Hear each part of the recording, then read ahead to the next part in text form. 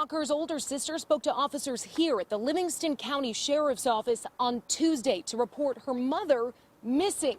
But this Amber Alert for little Savannah Walker wasn't issued until early this morning. And a couple of hours after that, the Detroit Fire Department responded to a disturbing call. An abandoned Detroit home up in flames. The bodies of a woman and child found dead inside.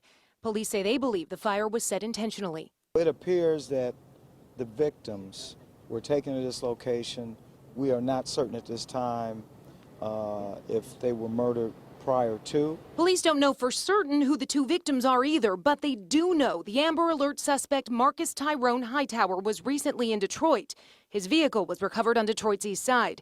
Police believe him to be armed and dangerous. They say he has a history of domestic violence. He was doing time prior to being released on parole for assault with intent to commit murder. Which is why the Detroit police chief says Livingston's sheriff's office dropped the ball. I don't want to be overly critical because it's still early in the investigation. Certainly there was indications early on that something more should have been done. It was not done. And who's to blame? We're saying preliminarily there may have been information given to Livingston County that was not done. It's irresponsible for anybody to point fingers at this point. Livingston County Sheriff says Chief Craig doesn't know the whole story. For a chief of a major police department to come out and try to lay blame or politicize this situation it borderlines on incompetence. When his deputy took information from Heidi Walker's 22-year-old daughter Amanda on Tuesday, it was all third hand. Some guy named Pawpaw had called her and had actually talked to the daughter, the 4-year-old daughter, and said that mom was dead on a couch. He says there was no indication that a 4-year-old girl was in danger, and after multiple interviews, they had no confirmation that the 38-year-old mother was in harm's way either. And though her phone was traced to Detroit, where Hightower was also believed to be, they did not contact Detroit police.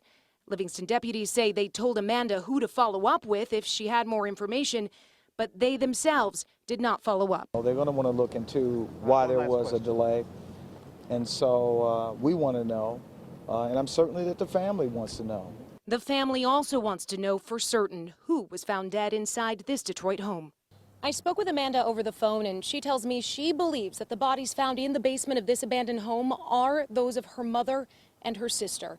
And she says she's heartbroken at the thought that her own children might never have the opportunity to know them. Reporting in Detroit, Jennifer Ann Wilson, 7 Action News. You will not hide. You cannot hide. We will find you.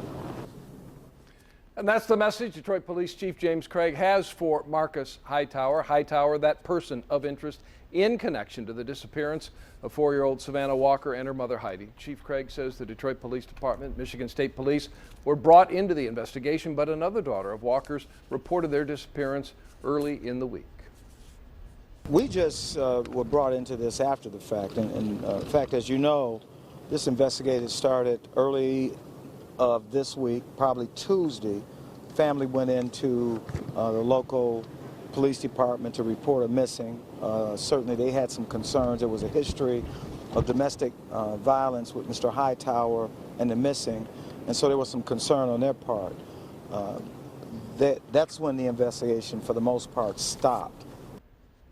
While the Livingston County Sheriff's Department says there is much more to this story, officials are still searching desperately for little Savannah. Call police right away if you see her or her mother's boyfriend, Marcus Hightower. And remember, stay with Action News and WXYZ.com for the very latest in this still developing story.